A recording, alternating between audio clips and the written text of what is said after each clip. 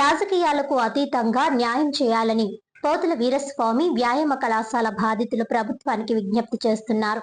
Rajahmundry press club లో పోతుల వీరస్వామి వ్యాయామ కళాశాల బాధితులు గురువారం మీడియా సమావేశం నిర్వహించారు. దశాబ్దాలుగా రాజకీయాలకు అతీతంగా దేశభక్తితో యువతకు శిక్షణ ఇస్తూ ఆరోగ్యవంతమైన సమాజ నిర్మాణానికి కృషి చేస్తున్నామని తెలిపారు. కళాశాలలో శిక్షణ పొందిన చిన్నారులు రాష్ట్ర, జాతీయ స్థాయి పోటీల్లో విజేతలుగా నిలిచారని వివరించారు. అయితే కొందరు ఉద్దేశపూర్వకంగా అసత్య ప్రచారం చేస్తున్నారని ఆరోపించారు. సంబంధం లేని వ్యక్తులకు డబ్బులు చెల్లించామని ప్రచారం చేయడం అన్యాయమని అన్నారు. ప్రశ్నించినందుకు దౌర్జన్యానికి పాల్పడుతున్నారని ఆరోపించారు. ప్రజా నాయకులు, ప్రజా ప్రతినిధుల పేర్లను ఉపయోగించి అనుచితంగా వ్యవహరిస్తున్న వారిపై చర్యలు తీసుకోవాలని, వ్యాయామ కళాశాలలను కొనసాగించేందుకు అవసరమైన వసతి సౌకర్యాలు కల్పించి తమకు న్యాయం చేయాలని కోరారు.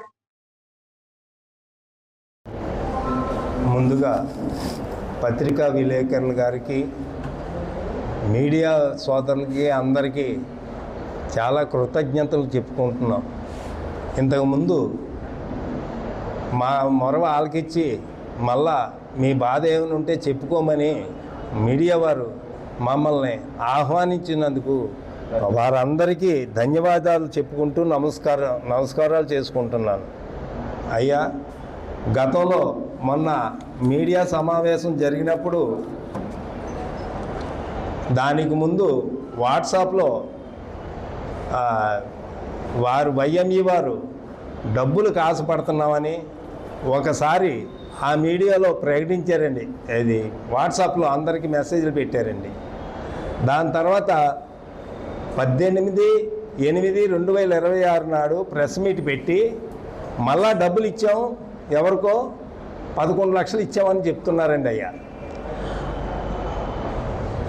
మీడియా వారు ముందు ఈ మాట స్వయంగా వాళ్ళే ఒప్పుకున్నారండి.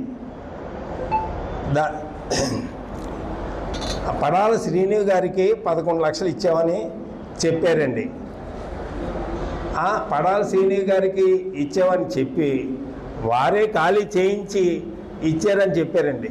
ఆ రోజు శంకుస్థాపన రోజు నేను వెళ్తే అది ఆఫ్ చేయమని ఆఫ్ చేయడానికి నేను వెళ్తే ముసలివాడిని కూడా చూడకుండా, నాకు 66 సంవత్సరాలు, ముసలివాడిని కూడా చూడకుండా 40 మంది చేత నన్ను కొట్టించారండి. అయినా నేను ఏ పోలీస్ స్టేషన్కి వెళ్ళలేదండి. అదేదైనా వెళ్తే మళ్ళీ వేరే వేషంలో పెట్టి నా కళాశాల నాకు దూరం అయిపోతుంది, బిడ్డలకి దారి ఉండదన్న ఉద్దేశంతో నేను కంప్లైంట్ కూడా చేయలేదండి. అందుకు ఇచ్చారేమోనండి ఆయనకు 11 లక్షలు. దాని విషయం మనకి తెలియదండి. ఈరోజు వాళ్ళకి ఇచ్చానంటున్నారు. మళ్ళా అదే నోటు మాటతోటి శివుడి బొమ్మకి 5 లక్షలు ఇచ్చాం, కందకం సంబరానికి 4 లక్షలు ఇచ్చామని చెప్తున్నారండి. వీళ్ళ మాటతోటే మళ్ళా సీనికి ఇచ్చామంటున్నారు, తిరిగి 9 లక్షలు ఇచ్చేసారు తిరిగి అంటున్నారు. 5 లక్షలు శివుడి బొమ్మకి ఇచ్చామంటున్నారు, 4 లక్షలు కందకం సంబరానికి ఇచ్చామంటున్నారు. శివుడి బొమ్మకి ఎవరు ఇవ్వక్కర్లేదండి. అది ఎప్పటి నుంచో బోల్డ్ డిబ్బీలోనే బోల్డ్ డబ్బు వస్తుందండి అండి, డొనేషన్లు బోల్డ్ వస్తాయండి. దానికి ఇన్నాళ్ళు బట్టి వీరే సాయం చేస్తున్నారా? ఎవరు చేయక్కర్లేదండి. అలాగే కందకం సంబరం కొన్ని వందల సంవత్సరాల నుంచి జరుగుతుందండి.